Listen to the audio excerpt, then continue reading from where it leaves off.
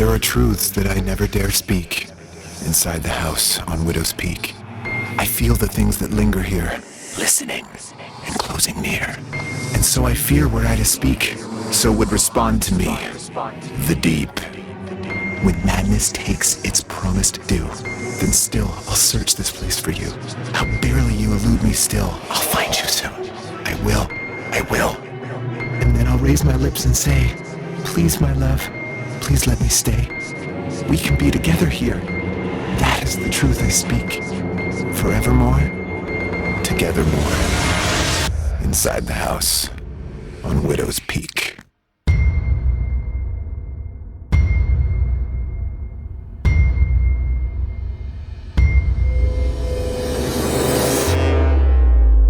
Be on the lookout for Phantoms. That's the name of the new album from Marianas Trench. They sold out this whole entire tour. The new album is Phantoms, out next Friday, March 1st. The album Phantoms from Marianas Trench. Don't forget to pick up Phantoms. It's on sale March 1st. It's Marianas Trench. It's a sold-out crowd. How do we feel about that? Marianas Trench.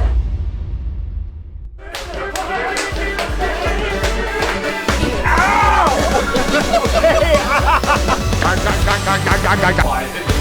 that? Harry, fucking go!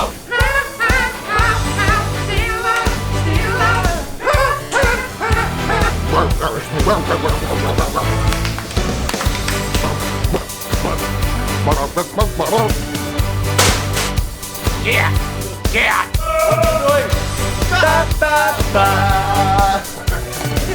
Look at the size of that forehead.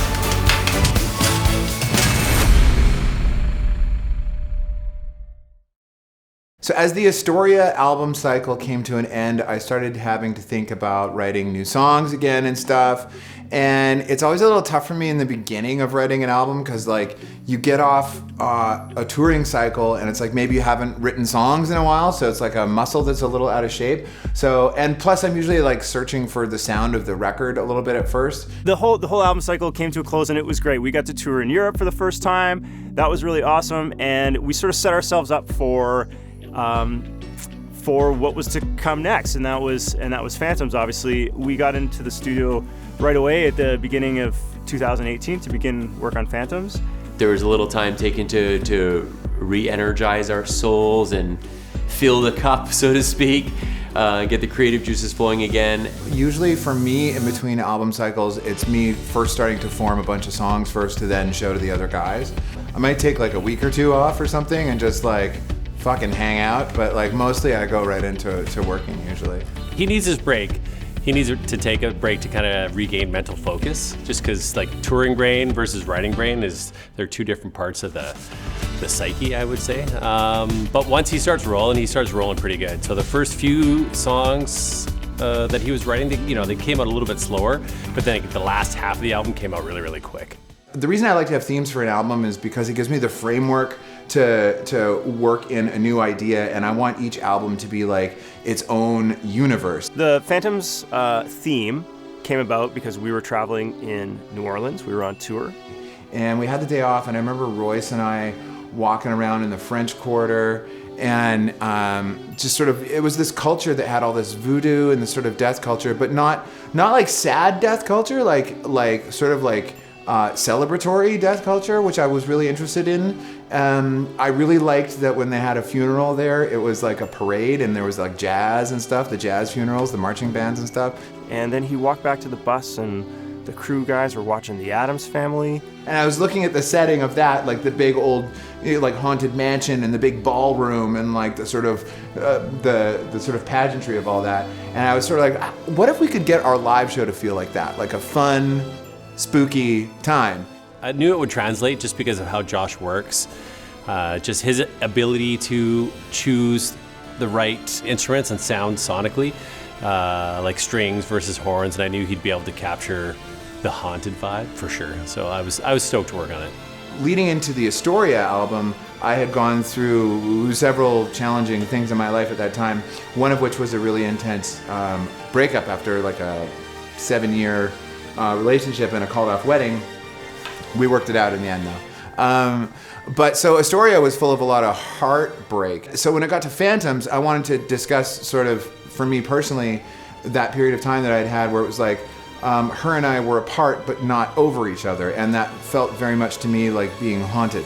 And so like that metaphor sort of came to light, and that fit in perfectly with this sort of spooky theme that I wanted to do, is like sort of like being haunted by someone who's gone.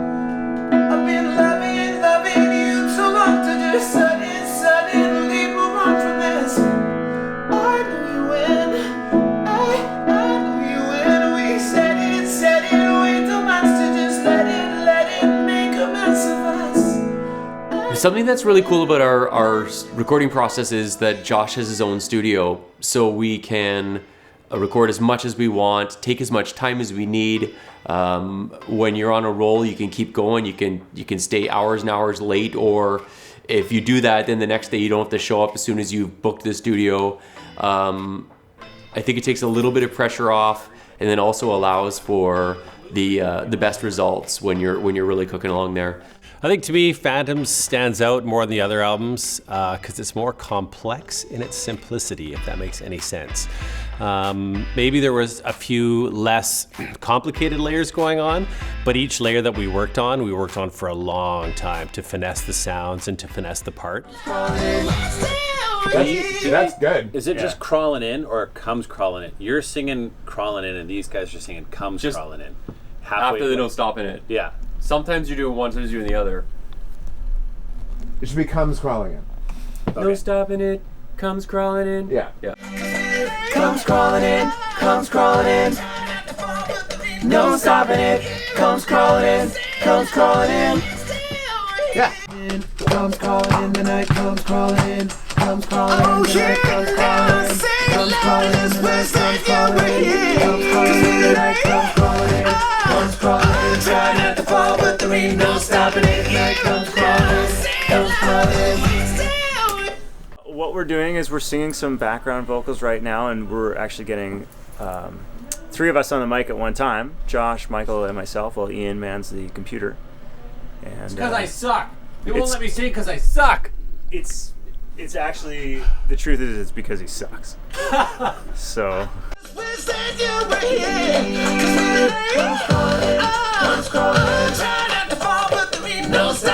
I think each of our albums are quite different from one another. Phantoms, to me, it has the most guitar that we've featured on an album since our first album, which is funny because I remember seeing a lot of people having comments being like, what the fuck, there's no guitar anymore. And actually there's like so much guitar, it's just, it doesn't sound like like it, you know, it's just like different sorts of tones than people are used to hearing. We tried to create these sort of pop sounding songs, but using actual guitars to do the parts. And I think it translated pretty well. It was like pop music, but Marianas Trench style. So a lot of the stuff on Phantoms that people might think are synths are actually Matt and I playing guitar through wacky pedals and getting fun organic tones and stuff. We tried out some new instruments. We tried out some new guitar pedals and sounds and techniques and this and that. And we just chipped away at it one song at a time. I think maybe Ghost was the first track that we did. I could be completely wrong, but that was a fun one for me. I'm kind of proud of all the guitar intricacies on there. Yeah, like that.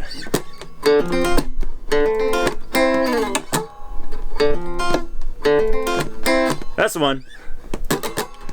It was really cool. On this album, we were able to use instruments like a harpsichord and a theremin, and there's no way you could have used those on previous albums. So one thing that's really neat when you have such a distinct setting for an album is it does allow new creative opportunities and options with the production. I thought that was really fun, seeing those things reveal themselves as we recorded Phantoms.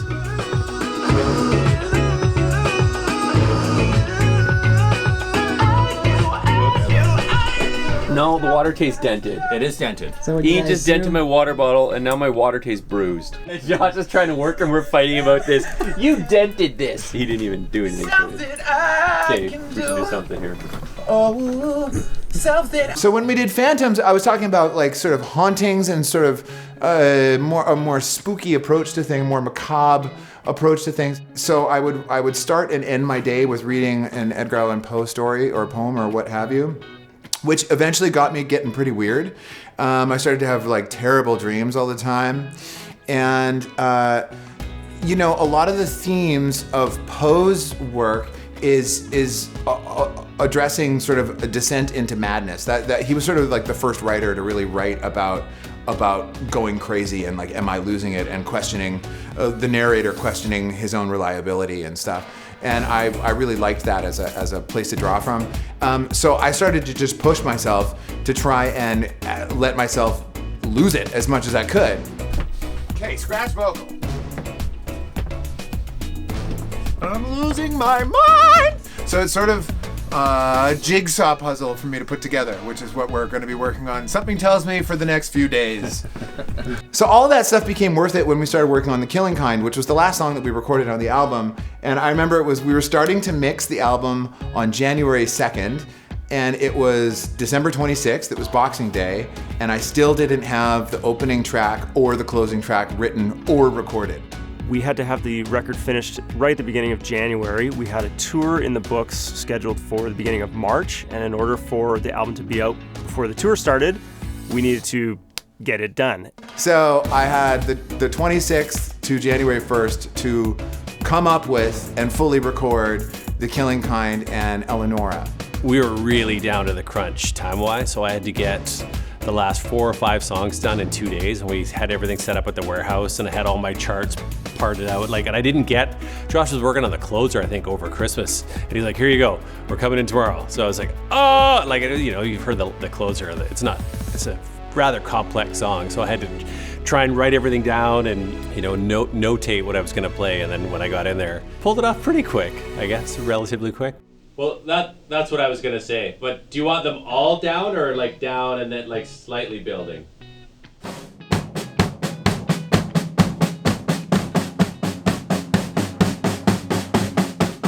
So all of the sort of like method actor-y stuff and sort of trying to be in character and stuff, and I was wearing like cloaks and shit to the studio. I was wearing all black and all this stuff, and my hair was like super long, and I remember I didn't shave and I had that horrible beard going, and I don't look good in a beard, but I was just trying to just like let everything go. I think all of that method acting stuff was worth it when it came to the vocal in The Killing Kind. Because for me, I'm really proud of that vocal, not because it's like a big shredder vocal, but because it really does start to sound like someone fucking losing it. And that's exactly what I wanted. I wanted it to sound like someone just like letting go of their last grip on sanity. And that's what I was really looking for with that section. This is gonna be weird to do. It doesn't sound, once you do it though, it doesn't sound weird. Yeah, like, it sounds very weird to say. Yes. It sounds right, but to do it would be... To do it would be insanity! Let's do it! Because I need to get the first verse now. Okay. Sing, sing, sing, sing, sing! My favorite thing is mixing, because after the song is mixed, that's it. It's done. We're putting it away now. And I am an obsessive motherfucker. So like when we're working on a song, it's not just am I working at it at the studio, it's like, and then I print a version of wherever it got to that day, and that's what I listen to in the car on the way home, and then that's what I listen to in the car on the way to the studio the next day, and I'm working on what we're gonna do next. And while we're doing an album, that album is literally the only thing I'm listening to. So it's when we get to mixing, it's like, finally, we're finishing this fucking thing. This is our last day of mixing. I'm very excited. Finally ready to put this thing in the fucking can.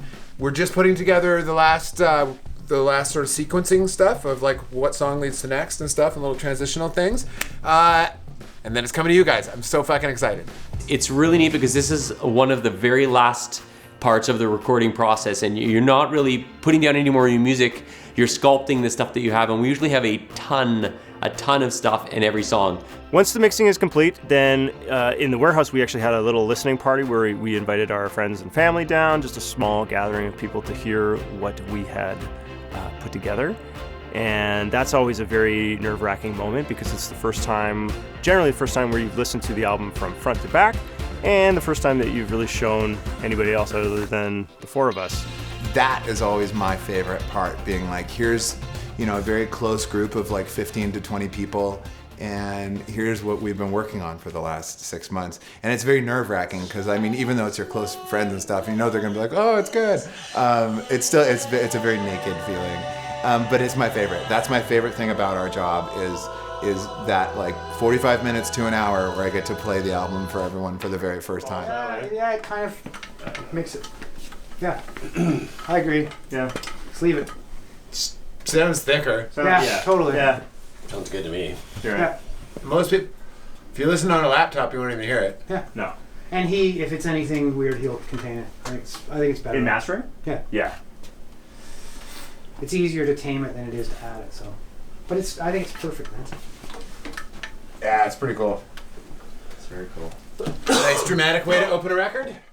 I know it seems like then you're just done the album and then you're just like, woohoo! Now like it comes out and we go on tour and everything's magic. There's so much more that has to go into it still. So then it goes to mastering, which is the last audio part that has to happen. And then you got to start dealing with the artwork. We've worked with Garnett Armstrong for 3 different albums. And I had been talking to him about what the theme was for the album and you know, originally my idea was like, we should show like the album cover should be like a big like creepy like mansion or something like that. And then it was kind of like that idea was a little too on the nose, you know, and it was a little too obvious. And Garnett came back with this great concept of, he was like, well, why don't we shoot people and we'll do like an image over top of an image and you know, we'll show, you know, like because for him, he was like, when I think of haunting and stuff, I think of being partly on the other side and partly on this side, and there's a duality to that. So he wanted to show duality, which is why it's all each person is 2 images. So, this is Matt. And you know, this is Josh. And we have this band, and we have this album coming out called Phantoms, and we have to do photos for such things. Yeah, and on this album cycle, Josh and I have switched shirts. So I've got the mesh now, and he's got the black tank top. Right. So I don't know who found it, but we ended up using this place, this beautiful old mansion, Highcroft Manor, which is the University Women's Club.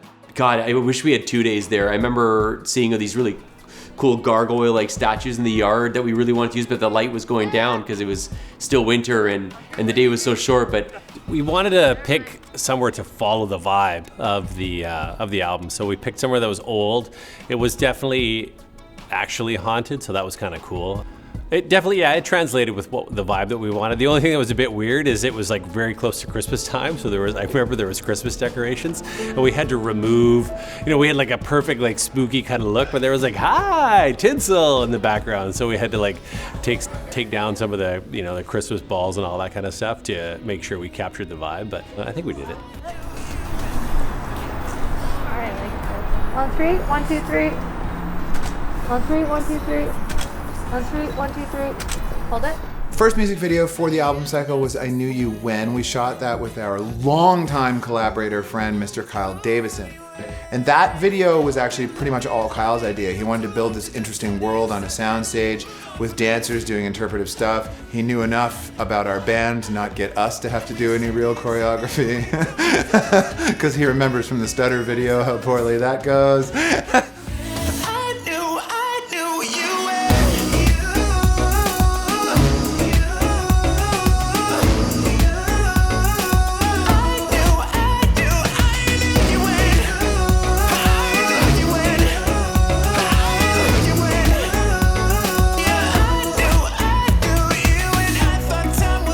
I like to have there be a little bit of a storyline like during the actual live show itself. That idea first came to me sort of when we were doing Masterpiece Theater, and it was all sort of based on Broadway musicals and stuff. And then like Ever After, we had the fairy tale story going through it. Astoria, we had like a weird like shadow Josh that would on projectors that would fuck around with me during the show. And then this one, we wanted it to sort of basically just tell this descent into madness as we were getting haunted by someone. We went back to Highcroft Manor again, and we had Cammie dressed up in all this like sort of like dead bride looking stuff, and she just kind of like followed me around doing creepy stuff all day. Later, when we would play a show in Vancouver, Cammie showed up to the show dressed in her creepy bride outfit and like walked up and down the line, like just creeping people out in line. And we had one show where she came on stage as well, which is great. I'm perfectly sane, of that I'm sure. For one who's mad could not endure. The voices, the voices, the voices that keep in constant chorus, singing to me. The melody is simple though, melancholy, beautiful, slow. As I begin to make out words, not to listen now would be absurd. They pull at me. Their pull is steep. The deep, the deep, the deep, the deep. It gets much harder here, it seems, to tell the dreamer from the dreams. Were I insane, I would ignore their longing call, and so, therefore, my sanity intact, not spent. So I continue my descent. Okay, so leading into the touring cycle, so with Phantoms, we had some deadlines that really came against us, and we basically barely made every deadline, like just within a few hours. So we were like trying to play catch up the whole time. And then it was like, okay, the way everything was planned out, it was like the tour was planned before we knew when the album was done. So it just ended up being that the album was gonna get released only like 3 days before the tour started, which isn't great. Like what you really want is for the album to have been out for like a month or so people have learned the songs and stuff. And we went out and being like, okay, the album's like 2 or 3 days old and we're doing the show. There are a couple of risks here. One, we haven't had as much time to maybe rehearse the songs and get them up to speed as we may normally have had in the past. And number two, do any of the people coming to the show even know the songs? So there's a little bit of a concern there. And then the third challenge is actually coming up with a set list, because you have another 10 songs to add and you've got 50 other songs in your catalog. Set lists they're so hard to come up with, because you know there's certain songs that everybody wants to hear. But there's also songs that, like, you know, a song from our second album, like All to Myself or something, or Cross My Heart, we've played it so many times. You're like, okay, should we move on from this song or should we not? And a lot of the times, I remember, you know, we got advice a long time ago from, you know, some people who've been in the industry for a long time, and they were saying, you know, the people want to hear the hits, so you got to still give them what they want to hear, but we also still want to play a lot of the new stuff. So.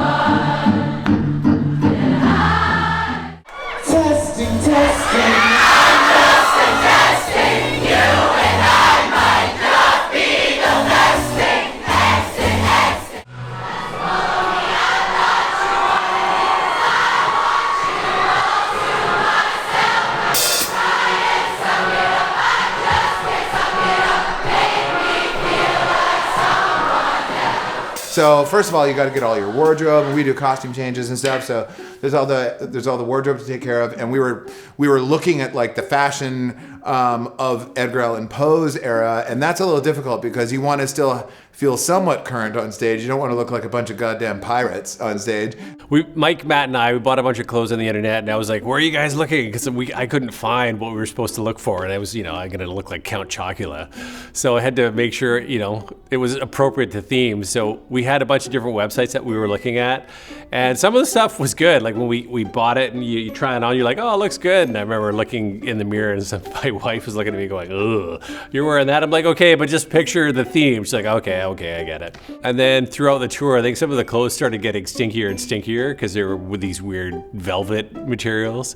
And I remember all of us like wearing them less and less and less. And then we were probably just back down to tank tops right by the end of the tour. I think I'm gonna be too hot in this jacket. I'm already hot. What happened was I had some things that I bought via a costume kind of site on the internet, an interweb, to go with the theme of this album. And they didn't quite work out how I wanted. So I donated them to Matt Lauder, and he looks like dollar bills, y'all. Like, look at that. Look at that. Look at it. Actually looks really good. Tell us about the shirt, Mike. Shut up. So I ordered this shirt online because I thought it was pretty cool. The thing is, it's a little blousy. He looks like baggy. Looks like Gaston. And this is like definitely gonna get in the way playing guitar. So. And then I don't know. What am I gonna wear? This frilly thing. This is kind of. You're gonna look like Mike. I am going to look like. I think if I only do up one button so that you can see my belly button right here and my chest hair, it'll be effective. We're on our way to Windsor, Ontario, as Ian would put it. Where we're spending 3 days in a casino. Doing pre-production. And if we win a lot of money, the tour happens. If not, sorry guys. We are here in Caesar's Palace in Windsor, Ontario, doing pre-production for the Suspending Gravity tour. So, rehearse. So about like 2 or 3 days, I think like maybe 3 days before the first show. Well, the first show was at that huge casino in Windsor. And so what we did is we went in several days early, we set up the show on the stage, and then we do a few days of like full rehearsal, dress rehearsal, including costume changes, getting all the video cues right. Also the lighting guy having to get all the lighting cues right, because our whole show is pre-programmed, so all the lights hit specific shots and stuff. So it's going through all of that. It's a lot of sitting around while someone plugs in and unplugs something else. You know, in the old days, we just used to do it the 4 of us and nobody else. But now it takes a lot of moving parts to make a Marianas Trench show happen, and it's fun. We get the gang back together again. All the crew guys who we haven't seen in months get together. It's a great vibe. And then we'll finish with the B. Okay. So the belts, you're not gonna play the belt at all? Oh, did I not put the belt in there? She's not in there, man. Oh, damn. Scratch that. You want to do that one on the belt? Cool. They're both blue. They both got sparkles. Just like me. We're just sitting here. They've been setting up all this stuff for the first time. The lights, the whole stage. First time is always the slowest because you're figuring out what goes where, who's doing what. And we're getting ready to practice in front of all these empty seats. Very inspiring and intimidating because they really don't get very excited about the show.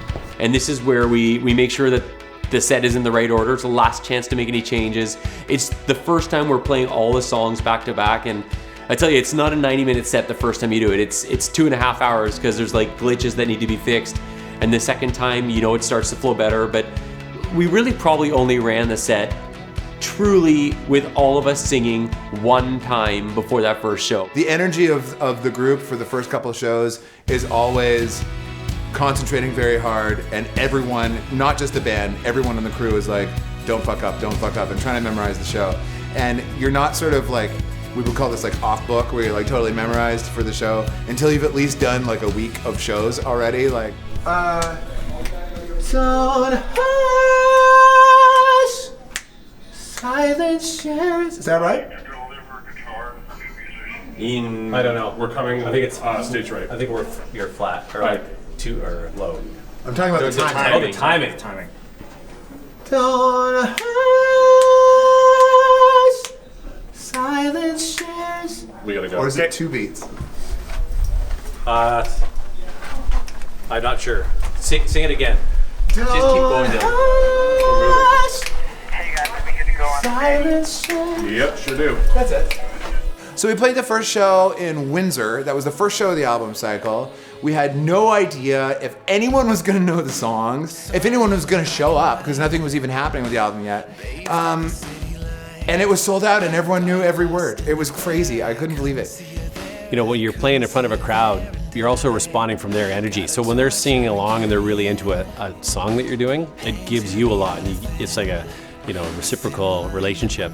The energy definitely goes back and forth between the band and the crowd. So I remember the first time we played Glimmer, and I was like, this already feels like it's been a huge hit song for us. Like, I can't believe how much people are singing along to this, and they've only had 2 days to listen to it. It was great.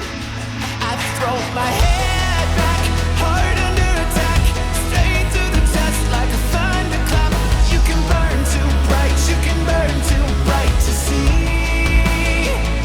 With all the lights out, shadow of a doubt. It's funny what you find when you go without. So keep the lights down low, keep the lights down low to see. So the second single for the album was Glimmer, and second video as well. And this time we decided that we were going to do a video that was like really on theme. I mean, if we were going to do an album with this whole haunted theme, we had to do one actual haunted video. That one was directed by our good friend Emma Higgins, who has also directed several videos for us. You know what I really loved about making the video for Glimmer was actually, I really enjoyed working with Alex, who was the female lead in that. She was such a good actor and she was just such a good vibe on set. You have to be able to like have a good rapport with someone if you're working with them, again, because you probably just met that day. So, you know, it can be a little difficult to do all these like sensitive scenes with each other when you don't know each other at all. And she was just such a pro. Oh my God, there's a scene in the Glimmer video where it's me just like looking around through smoke and clouds and stuff. And the way we shot that was we were in this tiny room with like 9 smoke machines just blasting at us, and I couldn't even see the camera, like I couldn't fucking see anything. And yeah, I feel like shooting that scene shaved a good 10 years off of my life. Just doing an online chat here 3 minutes before the premiere of Glimmer. It reminds me of the early days when we used to email tens of thousands of fans, and I'd like type. Then at the end of it, I'd go and ice my wrists, and then I'd go to work as a waiter. And then, thank God, people stopped using MySpace as much. So you can just send a quick message on Instagram or whatever. Anyway, I can't keep up with this. 3, 2, 1. Happy New Year! Oh, can we forgive and forget? Can we forgive and forget? Can we forgive and forget? And can we lay to rest? Can we catch a breath? Can we catch a breath? Oh, I see a glimmer. I can see a glimmer. I can see a glimmer. I can see a glimmer of us. It's awesome getting everybody back together again. My favorite part of being on tour is hanging out with the guys, man, and the girls. We have a wonderful crew, and seeing their smiling faces brings me a lot of joy. It's probably like being in a college dorm or something. It's just a bunch of people all single-mindedly focused on one task, and that's building up to and putting together a great show, and then disassembling the show and getting to the next city and doing it all again. If you're a fun person to work for, then you're going to attract the good people, and we have like the best fucking crew of people who are all so good at their job and also such a good hang, and that's kind of such a huge part of the ecosystem on a tour bus, because like it's not like it's just the band on the tour bus. It's for some tours, if there's only one bus, it's everyone's on that bus. So that's a very, very delicate environment, and I think it really says a lot about our team that even we spend so much time together. You might have 12 people on a tour bus sharing like such little space, sleeping right on top of each other, and like, it's such a tight environment. And I think the fact that when it's a day off, everyone still goes and hangs out with each other, I think that really says a lot about our group. We really are sort of like a touring family. Obviously, when you're going to see shows, you're there to see the band, you're there to see the show, but the crew are truly the unsung heroes of any tour. There's so much that goes on behind the scenes, from the sound guy, lighting guy, the guys that set everything up, girls that set everything up, your merch. It's all it's such a big family. And we truly love our crew. We're so lucky to have everybody that we have. Yesterday we had a very hot, sweaty show. Today, day off, El Paso, Texas. Pool. Waterfall, crew members, fantastic human beings. Good day. I am usually the first person awake on the tour bus, and I come into the front lounge. I get out of my bunk, I come into the front lounge as the bus is generally pulling into the next stop, the next city where we're going to perform. And I like to jump off the bus first thing. I jump on Yelp and find a place to eat breakfast. I will often go for a run. Occasionally there's a few early risers up who will join me, and we go out, we find a nice coffee shop, we sit, we eat breakfast, we relax, and then it's a battle for the shower. A lot of the venues have showers at them. Some of the venue showers are fantastic, and others are just awful. But the best thing is, if you want the shower to be hot, you just gotta have more water. So this is like a cold shower. Then if you want a hot shower, It looks like a giant pea. It does. It sounds like a giant pea. Nobody has showered in this thing today that it hasn't been used. Soaking wet. Soaking fucking wet. Usually Matt gets up earlier than everybody else and he's had breakfast by 8, and then he'll send a text around to the entire group saying, here's a great breakfast place. So usually that makes life easier for that part. But I like to often just go get a coffee first, sit there, and then like check emails, check the social media, and then go get breakfast. Sometimes you go work out at a gym. I usually just like to go for a nice long walk around the city if the weather is good, depending on the city. Sometimes you go and check out the tourist attractions. Matt loves to do that. So if I'm up early enough, I usually go with him. And like, for example, in Philadelphia, you find the steps that Rocky ran up, and you do that and take your pictures and whatever attractions are nearest to the venue that you can get to and really enjoy in 5-minute visits. You don't have time to really get into anything in depth. You get to see a lot of different places and you get to visit a lot of cities. So like, you know, the music nerd side of me, there's some wicked stores in New York and Chicago and Nashville. There's like some of the best drum stores in the world. So you get to go there and just, it's like you're like a kid in a candy store. You get to see stuff that you don't see normally in Vancouver. A lot of these boutique shops that just have drums and stuff that you're never gonna see. Chicago and the Chicago Music Exchange, especially for like guitars, it's just like, for Josh, it's like one of the best stores ever. Just from like a social side, there's wicked restaurant, you know, New York, Chicago, there's some of the best restaurants in the world. And when we were playing in Europe, there's just museums, just so many different sites, castles, it's unreal. There's so much culture to absorb that actually when we're over there, first thing in the morning, I usually try and get up because I try not to sleep, you know. Even though I'm trying to sleep in to get rested, a lot of the times I just don't want to. You're just so excited to see the city and get out and see sights. All I need is a coffee, wake me up, I'm there. This is Marianas Trench, and you can listen to our new song Glimmer on the New Music Club. Woo! And you should. Band members have to be showered and looking, we would call it camera ready. Before that, there might be press for us to do, so that might be like you go visit a couple of local radio stations, a couple of local talk shows, things like that. Then we do a full sound check, which is usually about an hour. We run a bunch of songs, and that's after the sound technician out front has tuned in the PA to tune in the room, which also takes about an hour. So then we come out, we play a bunch of songs, and then we do the VIP meet and greet, which is the four of us come out and sort of chat with everyone and answer questions for a while. Then we do photos with everyone, and then there's about a 45-minute gap between then and when we have to be back at the building. My favorite thing about the meet and greet is actually meeting the fans. I love to hear their stories, and I actually really love to ask people where they heard about the band. Those stories are always really cool to me. Some people say like, oh, you messaged me on MySpace back in 2006. And other people heard about us from YouTube or Spotify or whatever. I don't know, it's just interesting to see how it spreads, you know, and I love hearing those stories. Chicken strips, burgers, burger fried, chicken. I just like chips.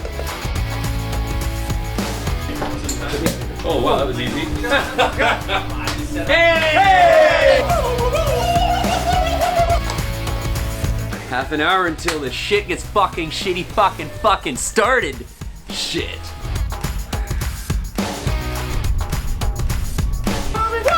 Roman. Come on! Do we just not read the instructions right? Because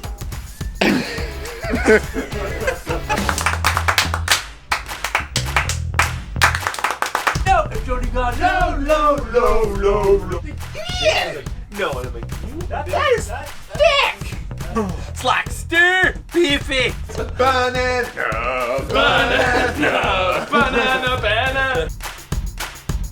You're gonna freeze fucking nipples. Fuck. Is it cold on the stage? You get back to the venue and we have like a whole system backstage. So, okay, so now I've worked out, so now it's time for me to get in makeup and wardrobe and stuff. And I do my own makeup and I'm not that good at it, so it takes me a while. And then I have about 15 minutes until actual showtime. And all of that stuff, the like working out, the doing the makeup thing, that's all sort of like you're getting in character and getting ready for the show. So for me, that's totally part of the process. And then I'll go in and spend like the last 10 or 15 minutes before the show with the guys, and we're all kind of like getting in the zone and like having fun. Usually Ian and Mike start slapping each other. That's a thing, they slap each other. Yes. Oh! Ow! Dude!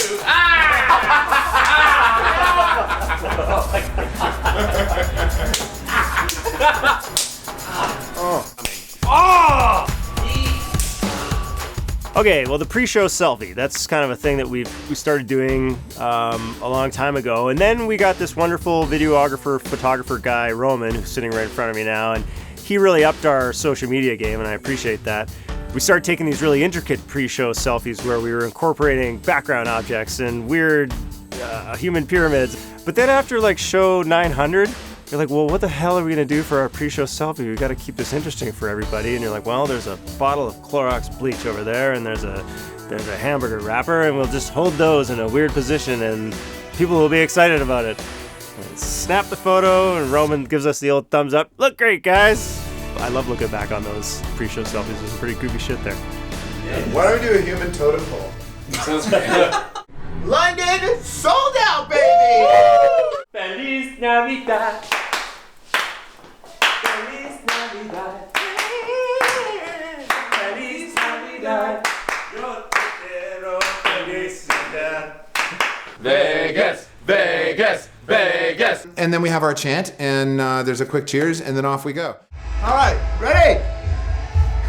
1, 2, 3, 4, take the fucking get! Take the fucking road again! Living EA!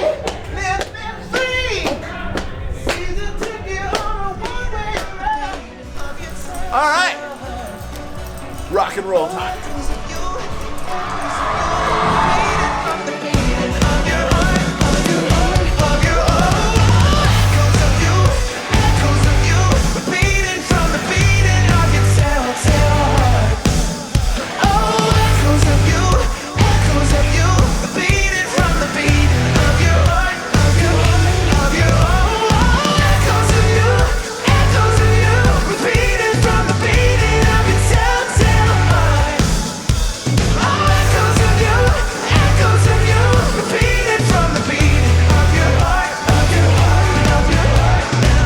You may have noticed on this tour we had an extra member on stage with us, Mr. Glorious Royce Whitaker.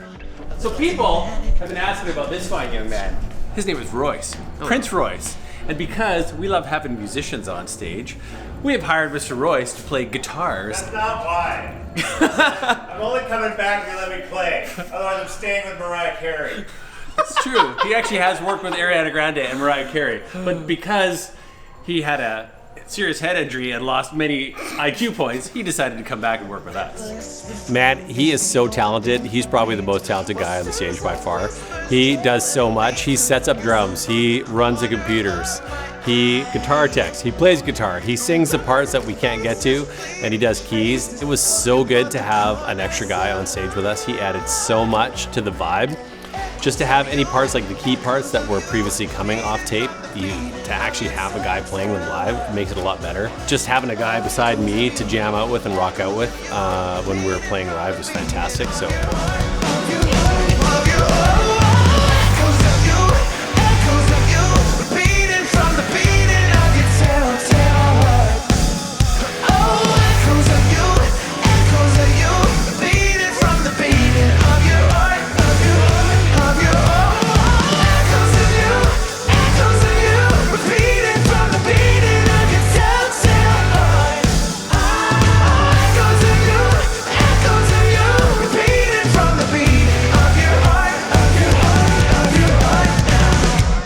So on tour, it doesn't really matter what day of the week it is, and rarely anybody knows what day of the week it is, because the only thing that matters to you is there a show today, and is there a show tomorrow? Those are the only two things that you really need to worry about, because you got to make sure that you're ready for the show today and ready for the show tomorrow. A lot of people ask me how I maintain my voice on the road, and the main thing is that I never, ever go out to the bar, because that's where you're going to lose your voice. That being said, the days of the week don't matter to us, but we need to know if there's not a show tomorrow. And we call that's the only day of the week we have, and that's called Roadie Friday. If you feel like leaving, I'm gonna make you stay. Such a good vibration. It's such a sweet sensation. The third video for the album and single was Don't Miss Me. It was a totally different video. I mean, we've done some crazy stuff, we've done serious stuff, whatever, but this one was really fun because it was just a bunch of puppies and a couple of kittens, and I'm the cat person of the band, so I got the kitten scene. Yeah, that Don't Miss Me was for sure the most fun out of any video we've ever filmed, just because we were surrounded by puppies. We had 3 days between a vacation and a tour, and we had to plan a video that we could shoot quickly, so something that didn't have a lot of story and was fun with a lot of fun imagery. Don't Miss Me had nothing to do with anything. It was just us and a bunch of puppies. Who doesn't love a bunch of puppies? And I thought it would be funny because it was such a serious song. I thought it would be funny to do something that ridiculous to it. I mean, it's obviously never a bad day when you're just hanging out with puppies and kittens all day. I told myself that I could do with the space between me to you. And I'm just a drink away from honesty, so who knows what's true? But I'm wondering if maybe you don't miss it too. Anyway. What is that noise? We're about to die.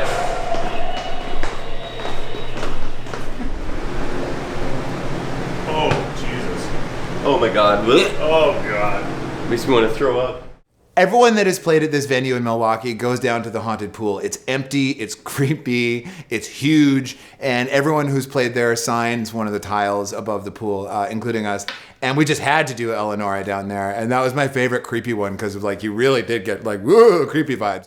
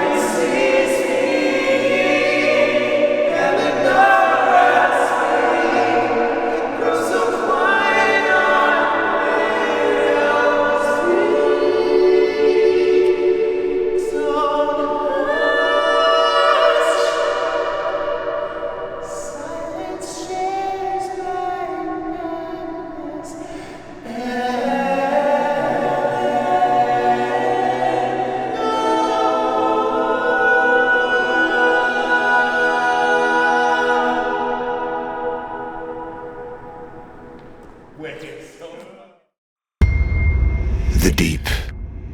The deep. The deep loves true. So madness takes its final due. The deep concedes to show me you. Resign myself. I do. I searched this place. Searched far, searched true. And now my love, it's brought me you. Though beats grow few and far between, I know this place, know what it means. It means to keep us bound in fate, a hunger that will never sate. Inside the house on Widow's Peak, together more, we both can sleep. So stay with me, our souls to keep, forevermore, unto the deep.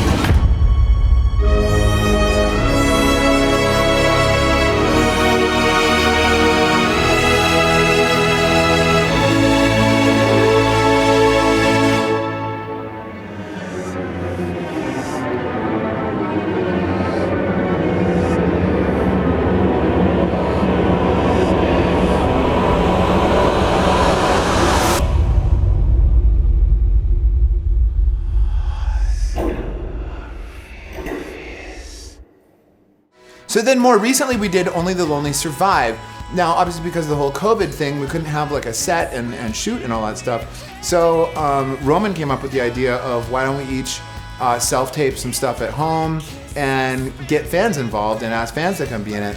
And we got so many people, oh my God, you guys don't even realize, but poor Roman behind the camera had to look through all of those video submissions and put together that video.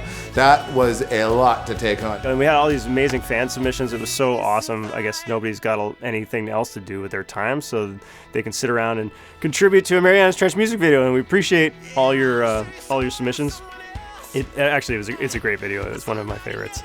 I thought a lot of people did a lot of really fun stuff, and I thought it was really fun to see all of our fans get involved in making a video. It was good because I think a lot of people were looking for stuff to do, just to feel like they still belong to the world, because we're all just so stuck at home.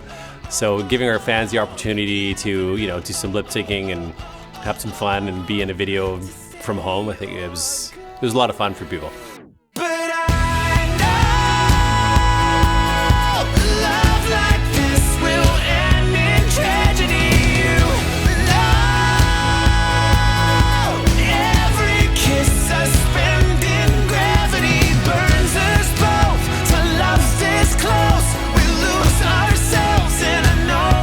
On the Phantoms album cycle, the first tour was a Canadian tour.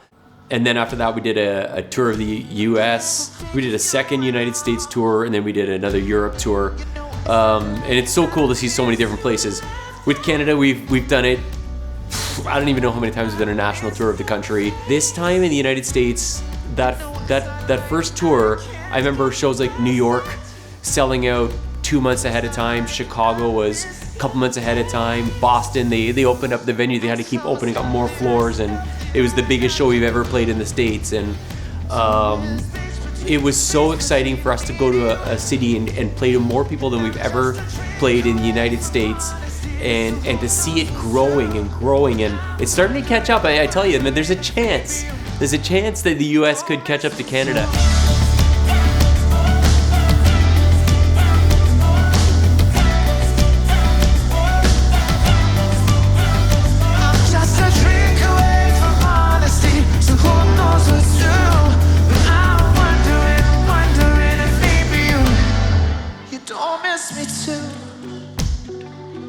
Last day of tour is kind of like I'm going home from summer camp, like that kind of feeling.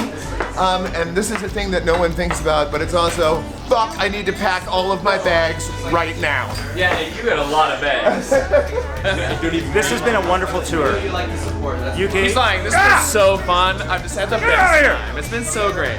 It's the last show of the tour. I'm starting to get post-tour depression, but I've got chocolate. So I'm gonna eat a lot of chocolate. It don't miss me.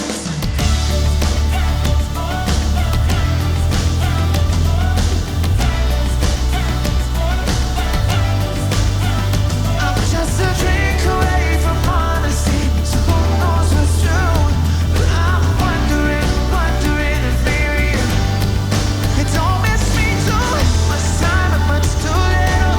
Back and forth in the middle, it's too much time and much too little now.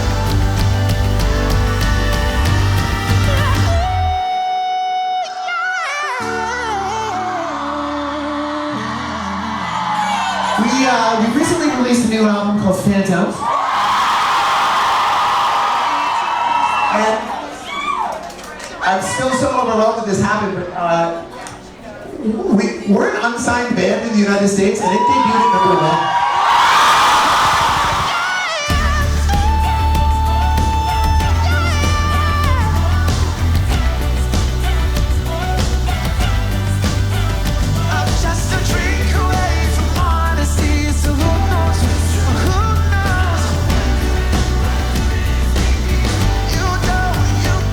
I guess I just want to say thank you to everyone that came to the Suspending Gravity tour. I can't believe so many people came out.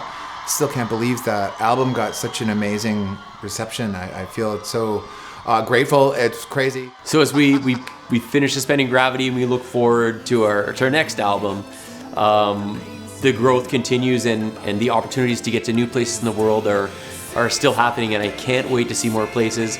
I can't wait to get back to Australia. We're supposed to get there. We couldn't. COVID-19 prevented that. Hawaii, we're going to have our first show there ever. But we're still working on it, and we're going to get back. So hang in there. Those shows are all being rebooked. We can't wait. What's next for Marianas Trench? Well, we got to get in the studio, we got to make a new record, and then we got to get it back out on the road. I'm dying to be on tour, man. Like this COVID has really shut our industry down, and I know everybody's just jonesing to get out there and get back out there. I can't wait. It'll happen soon. Yeah, we're starting back at square one in terms of album cycles. Josh is actually right at this moment writing. We're starting to come up with new concepts, new songs. We don't quite know where the direction of this next album is going to take us, but I'm very much looking forward to it. I'm very excited to get back into the studio and start playing again, and extremely excited to start playing shows again, because that's really what it's all about. We're all very excited to come back out and play a bunch of shows. I'm sure everyone in the music industry is excited to come back out and play some shows. And until that time, I got nothing to do but sit around and write a bunch of fucking songs. So that's exactly what I am doing. Don't you